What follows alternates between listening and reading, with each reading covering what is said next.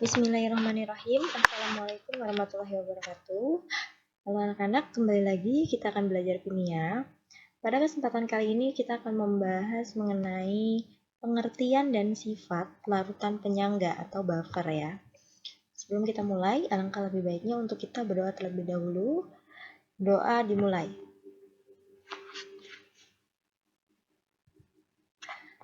Berdoa selesai. Baik anak-anak, seperti biasa silakan kalian siapkan alat tulisnya untuk mencatat hal-hal penting yang akan Ibu sampaikan ke depannya ya. Oke, kesempatan kali ini kita akan membahas tentang larutan penyangga atau buffer. Bagaimana pengertiannya, apa itu larutan buffer, dan bagaimana sifatnya dari larutan buffer itu. Yuk, kita bahas ya. Oke, di dalam kehidupan sehari-hari, larutan buffer itu banyak kaitannya ya. Oke, di sini ada gambar. Kita baca dulu ya. Ikatan dalam keratin rambut stabil pada pH 4,6 sampai 6. pH sampo yang terlalu tinggi atau terlalu rendah dapat merusak rambut ya. Kelenjar minyak, kelenjar keringat dan rambut pada bayi belum sekuat orang dewasa. Oleh karena itu, sampo bayi mengandung larutan penyangga untuk mempertahankan pH. Oke. Jadi keratin rambut kita itu kan stabil pada pH 4,6 sampai 6 ya gitu kan ya. Jadi kalau samponya itu pH-nya terlalu tinggi maupun terlalu rendah, itu bisa merusak rambut kita. Nah, apalagi pada bayi gitu ya. Pada bayi itu rambutnya belum kuat seperti orang dewasa. Oleh karena itu, biasanya di sampo bayi itu juga mengandung larutan penyangga ya, untuk mempertahankan pH agar pH-nya juga tetap gitu pada keratin rambut yang stabil ya. Itulah pemanfaatan larutan buffer atau penyangga itu dalam kehidupan sehari-hari. Terus juga di dalam darah gitu ya. Di dalam darah kita itu juga merupakan penyangga gitu ya. Karena dia kalau kita bisa bayangkan gitu ya. Kalau kita makan makanan yang asam gitu kan. Kalau kita makanan yang basah gitu. Itu di dalam darah kita itu, dia itu merupakan suatu penyangga yang dapat mempertahankan pH darah. Coba bayangin kalau kita darah kita itu bukan penyangga. Ketika kita makan asam, maka sistem di dalam tubuh kita itu akan menjadi asam gitu kan. Kalau dalam keadaan asam kan itu biasanya organ-organ dan lain sebagainya itu kan akan rusak gitu. Itulah kuasa Allah yang menciptakan darah kita itu merupakan penyangga gitu yang dapat mempertahankan pH sehingga organ-organ di dalam tubuh kita itu tidaklah rusak gitu ya. Jadi di dalam darah itu senyawa penyangganya itu terbentuk dari H2CO3 ya. Ini merupakan asam lemahnya dan HCO3 ini adalah basa konjugatnya. Nanti kita bahas kenapa itu disebut sebagai asam lemah dan basa konjugat ya. Kalau kita perhatikan kedua senyawa tersebut punya sifat yang berbeda ya. Tadi H2CO3 itu bersifat asam kan, asam lemah, sementara HCO3 itu merupakan basa konjugasinya gitu ya. Selain di dalam darah, di dalam sel sel tubuh kita gitu ya, di dalam sel tubuh kita juga itu merupakan penyangga gitu. Coba bayangin kalau misalnya di sel-sel tubuh kita gitu ya bukan penyangga, maka sel tubuh kita akan cepat rusak. Makan yang asam misalnya langsung asam gitu kan, makan yang basah misalnya yang pahit-pahit langsung pH-nya naik gitu kan, itu akan berbahaya kepada sel tubuh kita. Nah itu tadi maka untungnya sel tubuh kita itu merupakan penyangga juga. Beda halnya dengan darah tadi. Kalau penyangga pada sel tubuh kita itu penyangganya itu H2PO4- yang merupakan asam lemah dan HPO4- itu yang merupakan basa konjugasinya. Jadi senyawanya beda ya. Itulah beberapa pemanfaatan atau penyangga di dalam kehidupan sehari-hari kita ya. Jadi itu. Terus apa sih sebenarnya penyangga itu ya? Larutan penyangga itu adalah larutan yang dapat mempertahankan pH terhadap penambahan sedikit asam, sedikit basa, dan pengenceran gitu ya. Jadi penyangga itu intinya adalah larutan yang dapat mempertahankan pH ketika ditambah sedikit asam, sedikit basa, atau pengenceran. Pengenceran itu artinya ditambah air ya. Jadi di sini ada bahasa sedikit gitu ya. Memang di dalam larutan penyangga itu tidak selalu bisa mempertahankan pH gitu. Ini persyaratannya adalah sedikit, jadi gitu. Ada batasannya juga. Jadi dia larutan penyangga bisa mempertahankan pH ketika hanya sedikit penambahan asam dan basa gitu ya. Apa namanya, walaupun itu bisa mempertahankan pH, tapi kalau misalnya berlebih itu juga punya batasan larutan penyangga itu gitu ya.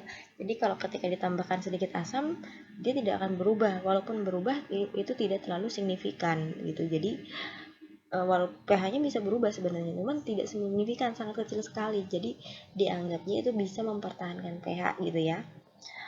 Larutan penyangga ini tadi pH-nya stabil ya, kemudian suhunya tetap, Ka-nya juga akan tetap. Tadi penambahan sedikit asam atau basa sedikit mengubah pH. Iya tadi hanya sedikit mengubah pH-nya, dan itu biasanya diabaikan.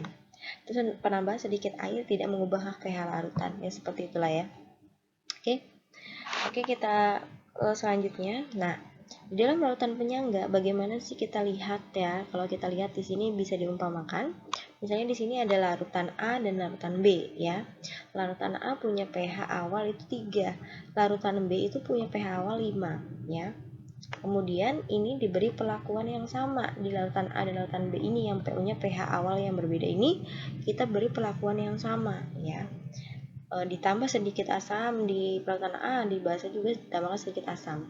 Di larutan A ditambahkan sedikit air, juga di larutan B ditambahkan sedikit air. Kemudian di larutan A juga ditambahkan sedikit basa, dan juga ditambahkan sedikit basa juga pada larutan B. Kalau kita lihat datanya di sini, ketika larutan A ditambah sedikit asam, itu pH-nya ternyata turun menjadi 1 gitu. Sedangkan pada larutan B, ketika ditambahkan sedikit asam, itu pH-nya menjadi 4,9. Kemudian selanjutnya di larutan A ketika ditambahkan sedikit basa, dia pH-nya berubah menjadi 5,5. Sedangkan pada larutan B, ketika ditambahkan sedikit basa, dia pH-nya menjadi 5,1. Kemudian di larutan A ketika ditambahkan sedikit air, pH-nya menjadi 3. Di larutan B ditambahkan sedikit air, pH-nya menjadi 5. Kalau kita perhatikan, kita cek dulu nih, kita lihat dulu di larutan A, pH awalnya itu kan 3. Ketika tambah sedikit asam, dia langsung turun ya, pH-nya menjadi 1. Ya, itu beda 2, berarti turun 2 ya kan. Kemudian ketika ditambahkan sedikit basa, pH-nya langsung naik nih, nambah 2,5 ya kan. Ketika ditambahkan sedikit air, pH-nya tetap 3. Coba perhatikan, bandingkan dengan larutan B. Di larutan B ini pH awalnya 5 kan? Ketika ditambahkan sedikit asam, pH-nya berubah menjadi 4,9. Artinya dia hanya turun 0,5 gitu kan. Kemudian ketika ditambahkan sedikit basa, dia juga cenderung tetap ya, atau naik paling hanya 0,1 dari pH awal gitu kan. Ketika ditambahkan sedikit air, dia pH-nya tetap.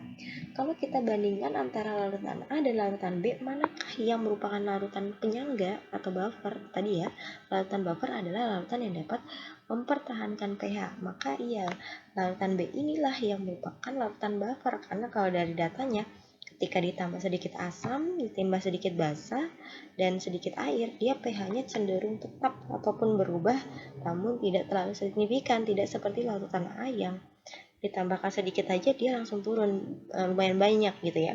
Jadi kesimpulannya larutan A ini tidak mempertahankan pH, atau kita sebut larutan A ini bukan larutan buffer ya. Larutan B ini kita lihat dapat mempertahankan pH atau kita sebut sebagai larutan buffer gitu ya. Jadi bisa membedakan dari hasil pH-nya tersebut. Jadi kalau pH-nya tidak terlalu berubah, itu merupakan larutan buffer, artinya dia dapat mempertahankan pH. Seperti itu ya. Gitu. Oke, kita masuk ke jenis-jenis larutan penyangga. Larutan penyangga itu ada 2 jenis ya. Ada larutan penyangga asam, ada juga larutan penyangga basa. Kita akan bahas dulu larutan penyangga asamnya. Bagaimana sih larutan itu bisa disebut sebagai larutan penyangga dan merupakan penyangga asam gitu ya. Jadi sebenarnya dalam membedakan larutan itu ada 2 cara ya. Ada cara pertama, ada cara kedua. Ini sebenarnya berkaitan dengan pengerjaan nanti. Ini sebenarnya nanti berkaitan dengan pengerjaan perhitungannya. Namun sebelum kita masuk ke dalam perhitungannya, kita harus bisa membedakan dulu berdasarkan senyawanya. Senyawanya ini ketika kita lihat itu penyangga asam itu disusun oleh apa sih gitu kan. Nah, Ibu bedakan menjadi dua, ada cara satu, ada cara dua. Jadi cara satu itu ini nanti larutan penyangga itu bisa dibentuk dari, artinya bisa dibentuk dari asam lemah. Jadi penyangga itu yang lemah ya. Jadi dibentuk dari asam lemah. Jadi asamnya lemah. Dan seperti tadi ada bahasa konjugasinya, atau juga bisa dalam bahasa konjugasi itu kan berarti ion-ionnya ini kan. Bahasa konjugasi itu artinya kehilangan satu H ya. Atau dia bisa berbentuk garam. Nah, itu bisa juga, tapi harus ada ion dari asam lemah atau bahasa konjugasinya gitu ya.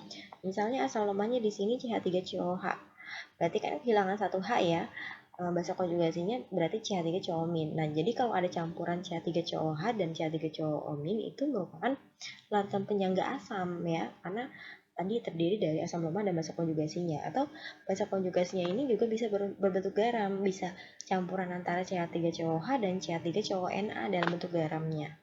Itu juga merupakan larutan penyangga asam ya. Jadi di sini asamnya yang lemah gitu. Contoh lain ada HCN. Nah, ini kan berarti CN- basa konjugasinya ya. Atau dalam bentuk garamnya NaCN atau KCN, banyak ya. Ya, itu juga merupakan larutan penyangga. Jadi kalau ada campuran tersebut itu adalah larutan penyangga gitu. Ada H2CO3 ya, bahasa konjugasinya ada HCO3-. Nah, campuran ini juga merupakan larutan penyangga. Ini dan lain-lain, intinya pada penyangga asam itu terdiri dari asam lemah dan bahasa konjugasinya atau garamnya ya, itu ya. Nah, itu yang perlu dipahami ya. Jadi selain ini juga lebih banyak lagi gitu ya. Yang perlu dipahami adalah campuran antara asam lemah dan basa konjugasinya atau garamnya. Nah, yang kedua, penyangga asam itu juga bisa dibentuk dari asam lemah ketika bergabung dengan basa kuat ya, basa konjugasi atau garamnya ya. Nah, ini bisa dibentuk dari asam lemah dan basa kuat ya. Ingat, ketika asam bereaksi dengan basa itu akan menghasilkan garam dan air gitu kan. Nah, namun beda halnya dengan ini. Ini bisa disebut sebagai larutan penyangga ketika kita mereaksikan dulu kan, direaksikan terus kita tahu bahwa asam lemahnya bersisa dan garamnya gitu. Tapi kalau yang bersisa yang kuat itu bukan larutan penyangga ya. Jadi kalau misalnya bersisa yang lemah dan merupakan yang lemahnya itu adalah asam, maka ini merupakan larutan penyangga asam gitu. Jadi ada dua penyangga asam itu bisa dibentuk dari asam lemah dan basa konjugasinya atau garamnya, dan juga bisa dibentuk dari asam lemah dan basa kuat menghasilkan garam dan air, dan syaratnya itu harus asam lemahnya bersisa dan garamnya itu yang merupakan larutan penyangga. Ini Ibu akan sedikit singgung rumusnya, cuman kita akan belum bahas untuk perhitungannya, kita bahas dulu sifatnya ya. Ibu nggak mau terlalu banyak, nanti takutnya bingung. Jadi ini sedikit aja kita lihat, nanti Ibu bahas di pertemuan selanjutnya perhitungan ini ya. Jadi penyangga asam itu kan berarti berkaitan dengan H+, maka sama dengan Ka dikali mol asam lemah dibagi mol basa konjugasinya.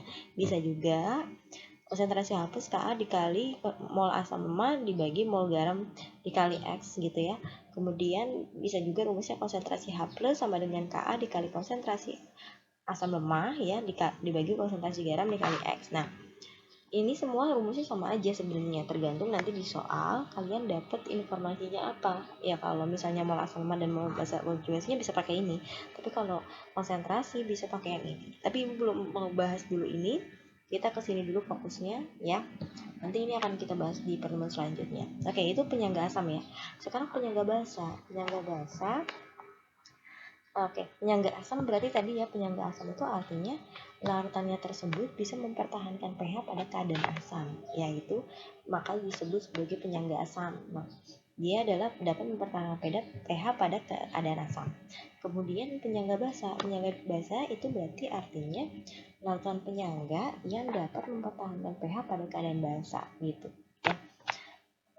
Penyangga basa ini bisa ada dua penyusunnya ya, bisa disusun dari basa lemah dan asam konjugasinya atau garamnya, bisa sama seperti tadi ya. Kalau yang tadi asam lemah, kalau sekarang basa lemah. Misalnya NH4OH, berarti asam konjugasinya kan NH4 ya. Asam konjugasi itu artinya kehilangan satu OH ya, NH4 plus gitu.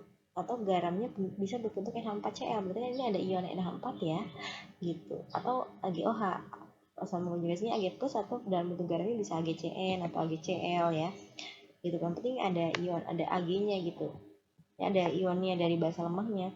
Kemudian misalnya contoh lain ZnOH 2 kali atau Zn2 plus, bisa dalam bentuk garamnya ZnCl2.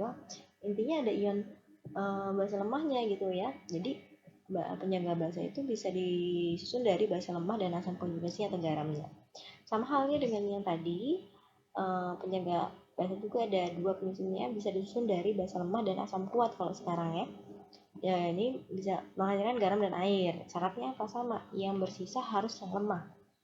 Atau yang di sini karena penyangga basa, maka yang bersisa adalah basa lemah gitu dan garamnya ya. Jadi itu penyusunnya. Jadi harus diingat tadi. Penyangga basa bisa disusun dari basa lemah dan asam konjugasinya atau garamnya.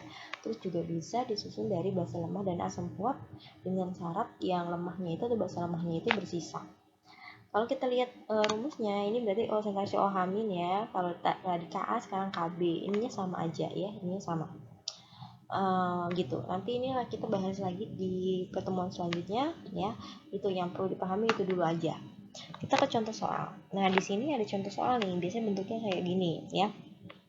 Di antara campuran berikut yang dapat membentuk larutan penyangga. Nah, kita harus tahu kan, tadi kita sebelumnya sudah tahu ya penyangga asam, penyangga basa, bagaimana penyusunnya gitu kan.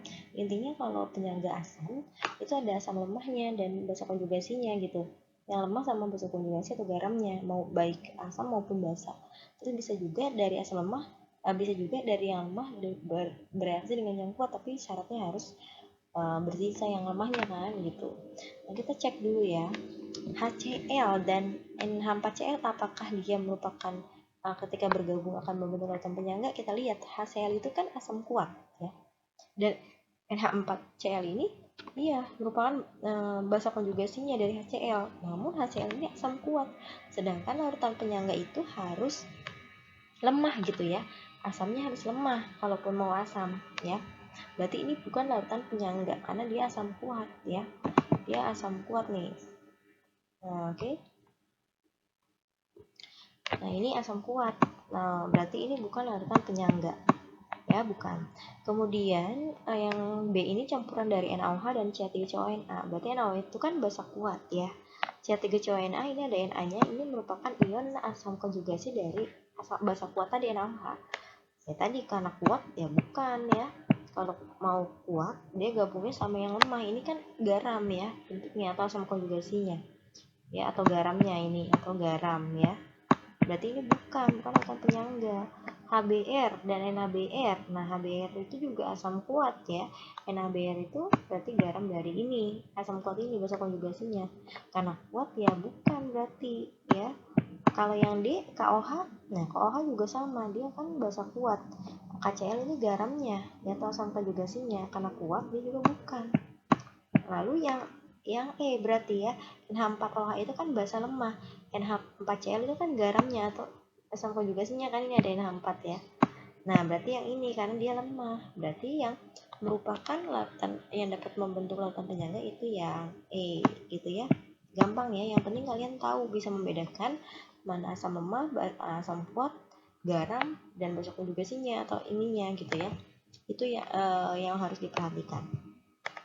Kemudian ini, nah kalau kayak gini, ini dalam bentuk hitungannya bagaimana nih caranya? Ya, ini pertanyaannya, campuran berikut yang dapat membentuk larutan buffer, sama hal yang tadi. Langsung lihat zatnya.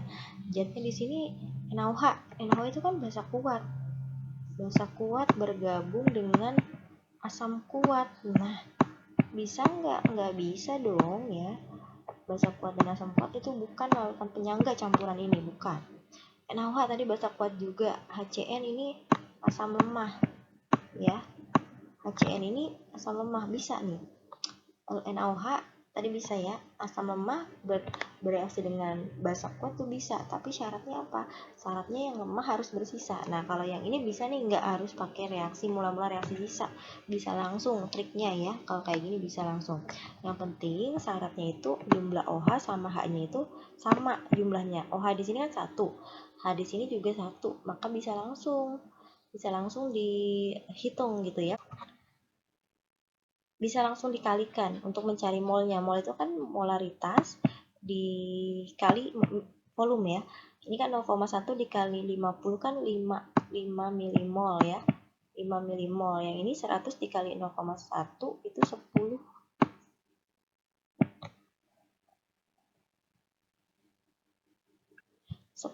ya. Berarti tadi apa? Syaratnya itu harus yang lemahnya itu bersisa ya.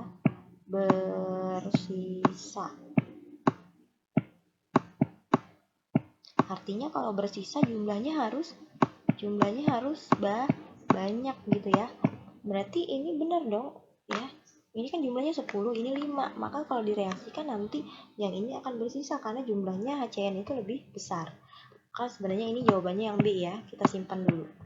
Nah, NaCN ini garam atau konjugasinya ya. Ini asam kuat. Nah, karena dia asam kuat dan garam, berarti bukan campuran ini bukan sebagai larutan penyangga. Ini bukan jelas ya. Yang D ini ada asam kuat ya, H2SO4 itu asam kuat. Dan NH4OH ini adalah basa lemah. Nah, ini bisa nih, asam kuat dan basa lemah ya. Kita bisa hitung dulu ya. Tapi kalau yang ini tidak bisa langsung seperti yang B ini, yang bisa langsung dikalikan 50 kali 0,1, 100 dikali 0,1 gitu, kemudian kita bandingkan. Kenapa yang ini nggak bisa? Karena jumlahnya beda. Yang H di sini jumlahnya 2, OH di sini 1, nggak sama. Berarti ini harus pakai mula-mula, ini yang D ya, mula-mula reaksi sisa. Pakai yang ini. Pakai yang ini, mula-mula reaksi sisa. Kita tulis reaksinya dulu, H2SO4 ditambah NH4OH. H2SO4 ditambah NH4OH menghasilkan NH4 2 kali SO4 dan H2O. Tinggal samakan saja koefisiennya ya. Oke, mula-mula reaksi sisa. Mula-mula H2SO4 kita kalikan 25 dikali 0,2 ini kan hasilnya 5 milimol. Kita masukkan ke sini 5 milimol. Kemudian NH4OH sama 50 dikali 0,1 itu 5 milimol. Kemudian kita cari reaksi pembatasnya dengan membagikan koefisien. Di sini kan koefisiennya 1, berarti 5 bagi 1 itu 5. Ini 5 bagi 2, 2,5. Nah, 5 sama 2,5 kecilan mana? Kecilannya 2,5, berarti yang punya NH4OH ini kan sebagai reaksi pembatas. Karena yang reaksi pembatas cari yang paling kecil. Maka 5 ini turun, yang bereaksi 5 milimol itu untuk 2 koefisiennya. Berarti kalau 1 berapa? Ya berarti setengahnya dari 5 dong, 2,5. Di sini juga koefisiennya 1, berarti sini juga 2,5.